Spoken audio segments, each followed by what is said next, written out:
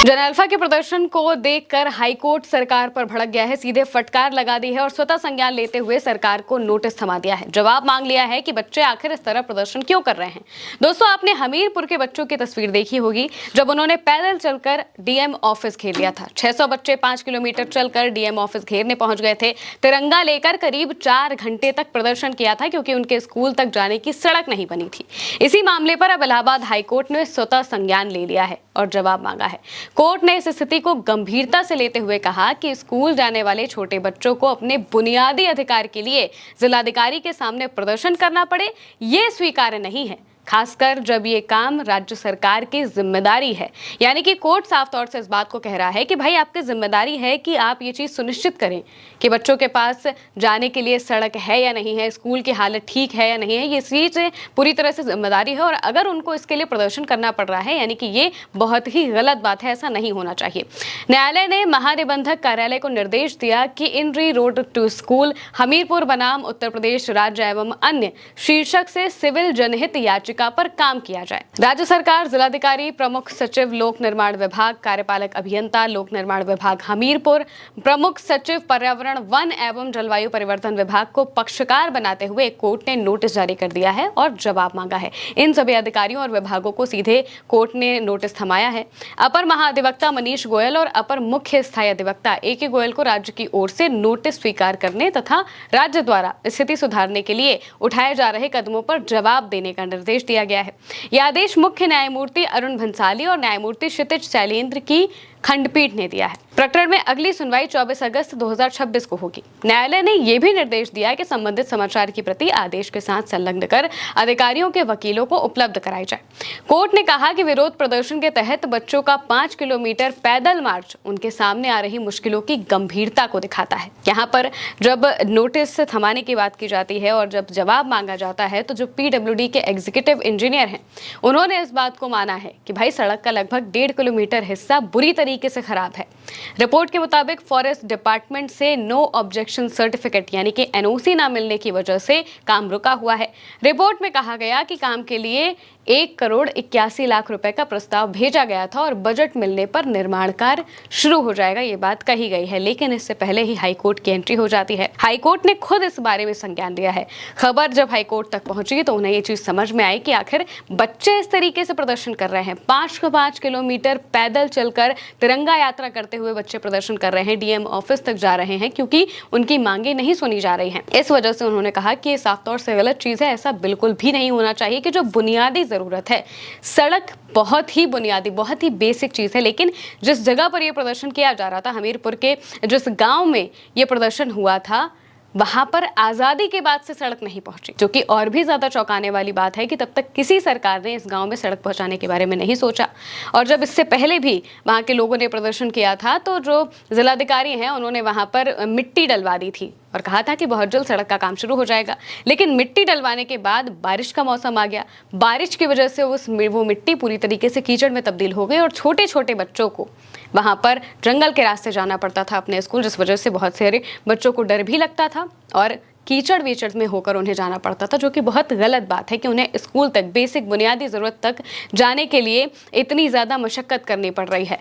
और इसी बात के लिए वो जब काफ़ी ज़्यादा परेशान हो गए तो 300 के आसपास जो बच्चे हैं, 300 से 400 के आसपास बच्चे, उनके माता पिता भी उन बच्चों के साथ होते हैं और वो करीब तिरंगा यात्रा करते हुए 5 किलोमीटर की तिरंगा यात्रा करके सीधे डीएम ऑफिस के पास पहुंच जाते हैं। वहां पर नारेबाजी करते हैं। जब डीएम ऑफिस के पास बच्चे पहुंचते हैं तो फिर पुलिस की हालत खराब हो जाती है। पुलिस प्रशासन काफी ज्यादा पस्त दिखाई देता है। वो बच्चों के पीछे पीछे दौड़ते हुए दिखाई देते हैं। बच्चे सीधे डीएम ऑफिस के अंदर घुसने लगे थे और तब पुलिस वालों ने उन्हें धक्का देकर बाहर निकाल दिया था। इसकी भी तस्वीरें सामने आई थी और बहुत देर तक वहां पर जो बच्चे हैं वो प्रदर्शन करते रहते हैं। करीब 4 घंटे तक प्रदर्शन होता है। जब वो डीएम ऑफिस में पहुंचते हैं तो वहां पर यहाँ तक कि जो पुलिस वाले तैनात होते हैं वो बच्चों को धमकी देने की भी कोशिश करते हैं। जो बच्चियां वहां पर प्रदर्शन कर रही थी उनसे कहते हैं कि बहुत हो गया तुम लोगों का, जाओ यहाँ से, ये बहुत परेशान कर रहे हो, ऐसा नहीं करना चाहिए। और इस वजह से जो बच्चे हैं वो और ज़्यादा नाराज़ हो जाते हैं और वो कहते हैं कि हमारी मांगे पूरी करिए, हमें सड़क चाहिए, हमें स्कूल जाने के लिए सड़क नहीं है, हमें सड़क आप बनवाइए, और जब तक आश्वासन नहीं मिलेगा तब तक हम यहाँ से जाएंगे नहीं। वहीं पे बैठ जाते हैं बच्चे। पुलिस से भी आंखों में आंखें डालकर बात करते हैं, जो कि बहुत बड़ी बात है कि बच्चों में अब पुलिस का या प्रशासन का डर नहीं है, क्योंकि उन्हें पता है कि वो बिल्कुल सही चीज़ कर रहे हैं। बुनियादी ज़रूरतों के लिए आवाज़ें उठाना बहुत ही सही चीज़ है और ये चीज़ उन्हें समझ में आ चुकी है और इसी वजह से प्रदर्शन किया जाता है। प्रदर्शन में जो बच्चे हैं वो 5 किलोमीटर तक चल कर आते हैं, तिरंगा उनके हाथ में होता है और आज़ादी यानी कि जो 15 अगस्त है, 15 अगस्त के कुछ दिन पहले की ये तस्वीर होती है, जिस वजह से ये बात और भी ज़्यादा देखने लायक हो जाती है। और इसे ही देखते हुए जो इलाहाबाद का हाई कोर्ट है वो इस मामले पर स्वतः संज्ञान लेते हैं, राज्य सरकार को इसको लेकर सीधे नोटिस थमा देते हैं, भेजते हैं और साफ तौर से कहते हैं कि ये चीज़ नहीं होनी चाहिए कि जो बच्चे अपनी बुनियादी ज़रूरतों के लिए, उनकी बुनियादी ज़रूरतें तक पूरी नहीं हो रही हैं, उसके लिए वो प्रदर्शन कर रहे हैं, जिलाधिकारी ऑफिस तक जा रहे हैं। ये बहुत ही गलत बात है, ऐसा नहीं होना चाहिए। और इसी वजह से जो हाई कोर्ट है उन्होंने अब नोटिस थमा दिया है। 24 अगस्त को इस मामले पर आगे की सुनवाई की जाएगी, जिसमें जो सरकार है वो अपना पक्ष दाखिल करेगी और तमाम बातें बताएगी। लेकिन बच्चों के इस प्रदर्शन से अब सरकार हिलती हुई दिखाई दे रही है। अलग अलग जगहों पर जन अल्फा का जो प्रदर्शन है वो बहुत तेज हो गया है। उत्तर प्रदेश में तो अब राजधानी तक इसकी जो पहुंच है वो जा चुकी है। यहाँ पर राजधानी में भी 2 से 3 प्रदर्शन हो चुके हैं। लखनऊ में जो बच्चे हैं वो सड़कों पर उतरते हुए दिखाई दिए थे और इसी तरीके से उत्तर प्रदेश नहीं बल्कि पूरे देश के अलग अलग जगहों पर, चाहे वो राजस्थान हो, चाहे महाराष्ट्र हो, चाहे बिहार हो, चाहे उत्तराखंड हो, चाहे उत्तर प्रदेश हो, सब जगहों पर जो बच्चे हैं वो सड़क पर उतरने लगे हैं और अपनी बुनियादी ज़रूरतों के लिए सरकार से जवाब मांगने लगे हैं। फिलहाल के लिए मेरे अनिक महिमा के साथ इस खबर में इतना ही। आप देखते रहिए उल्टा चश्मा न्यूज़। अब देखिए सीजेपी की पावर भाई।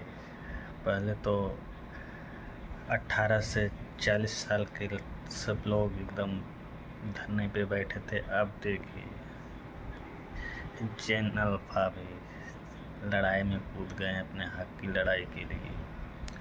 आज लखनऊ में नवोदय विद्यालय के जितने भी स्टूडेंट थे, जन अल्फा जितने भी, सभी सड़क पे उतर गए थे अपनी समस्या लेके। वहाँ पे जाम लगा दिए थे, एकदम रोड जाम कर दिए थे। अब सब जान गए हैं क्या हो रहा है, क्या नहीं हो रहा है, किसके लिए हो रहा है, क्यों हो रहा है। सभी बच्चे जानते हैं कि लड़ाई अब खुद लड़ना है, किसी के भरोसे नहीं बैठना है। इसीलिए आज लखनऊ में इतने सारे स्टूडेंट एक हुए थे नवोदय विद्यालय के, अपनी अपनी समस्या लेके, स्कूल की समस्या लेके, क्या कमियां हैं क्या नहीं है, और पूरा रास्ता जाम कर दिए थे। अब ऐसे ही हर जगह होगा और होना भी चाहिए। ये सरकार सुनती नहीं है किसी का। खुद को आवाज़ बनना होगा, खुद को आवाज़ उठाना होगा, तभी सुनेगी, नहीं तो यह सरकार ऐसे नहीं मानती। प्लीज़ सपोर्ट करिए सभी लोग। आज दिखा काकरोच जनता पार्टी का पावर। असर सबको हो रहा है, चाहे छोटे हों चाहे बड़े हों, सब एक हो जा रहे हैं इस टाइम। सबको लड़ने का जुनून आ रहा है एकदम। वाह क्या बात है।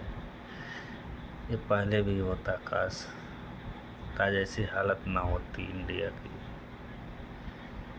जो शिक्षा के लिए रो रहे हैं, फीस के लिए रो रहे हैं, इतना जर्जर मकान बन गया है स्कूलों में कि देख नहीं सकते, कभी भी गिर सकता है।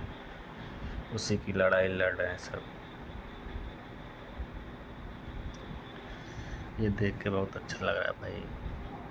I support cockroach Janata party. सभी लोग सपोर्ट करिए प्लीज़।